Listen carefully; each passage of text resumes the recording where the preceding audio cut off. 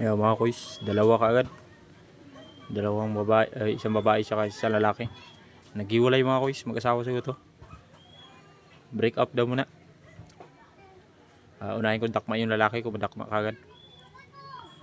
Sipyat mga kuys, babae lang na una ko.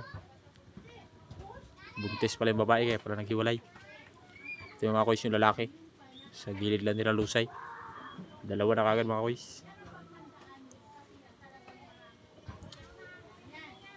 Ito pa mga kuys, mag-asawa, nagpatungan.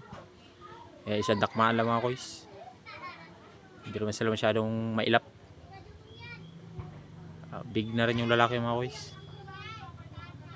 Malimasag talaga itong area na to. Dito lagi ako nakakadali ng maramihan mga limasag mga kuys. Ito, babae naman ulit mga kuys. Malaki-laki. Good na rin siguro to.